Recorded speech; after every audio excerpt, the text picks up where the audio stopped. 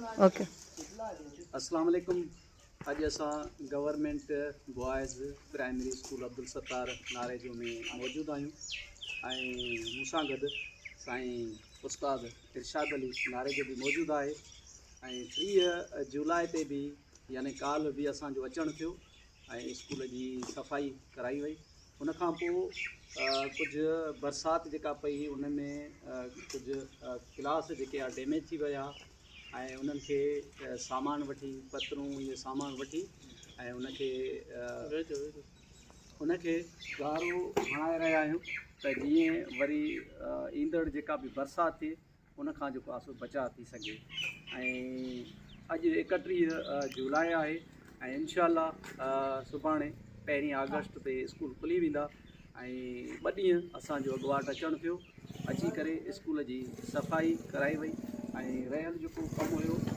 बरसाति में जेको स्कूल जी छत हुई जेका डैमेज थी वई उनखे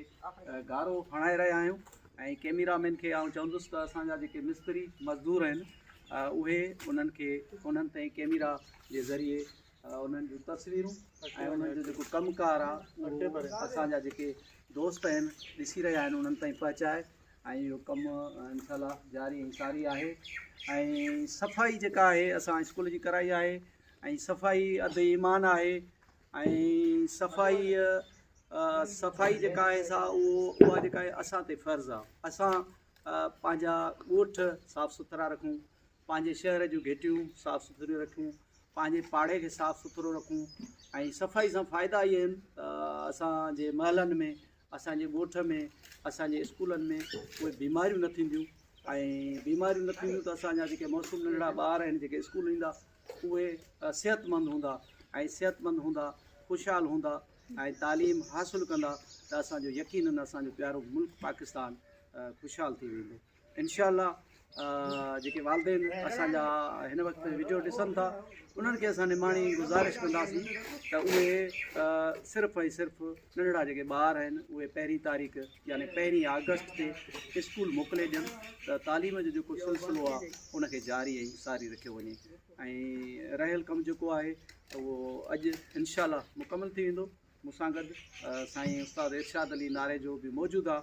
ऐं तमामु सुठो सुलछणो उस्ताद आहे ऐं उनजी कावश महिनत तमामु इलाही आहे ऐं हिन कम में साईं जो मुकमिल ऐं बहितरीनु सहकार आहे ऐं इलाही साईं तकलीफ़ करे ऐं पंहिंजे स्कूल जे लाइ पंहिंजे वसार महिनत ऐं जाखोड़ करे रहियो आहे। त आउं साईं खे चवंदुसि त सफ़ाई जे मुतलिक़ ऐं जेके असांजा वालदेन उन्हनि खे गुज़ारिश करे त 1 अगस्त ते ॿार स्कूल मोकिले ॾियनि। जी साईं उस्ताद इरशाद। अस्सलाम वालेकुम। जीअं त असां पंहिंजे हिन स्कूल में अॼु बीठा आहियूं GPPS अब्दुल सत्तार नारेजो में असांजो कमु हले थो पियो मथे छत ते जेको गारो चढ़े थो पियो जीअं मींहुं आई जे याददारी आई हुन में टुटी पई छित हुनखे हाणे गारो चढ़ायूं था पिया ऐं साफ़ु सुथराई बि करायूं था पिया। असां इहो वालदेन खे गुज़ारिश कंदासीं त सुभाणे 1 अगस्त ते जेके इन स्कूल बाक़ाइदा सां खुली रहिया आहिनि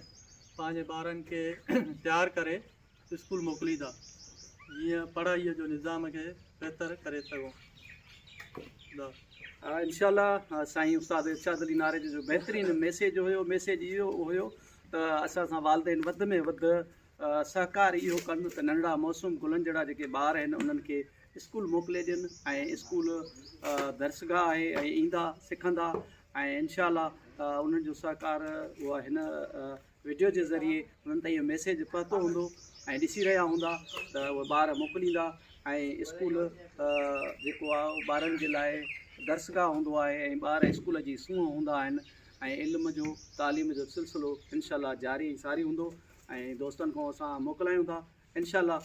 वरी अहिड़ी का वीडियो खणी अव्हांजी ख़िदमत में हाज़िर थींदासीं ऐं हुन वक़्तु ताईं असांखे इजाज़त ॾींदा सदाईं गॾु। अस्सलामु अलैकुम।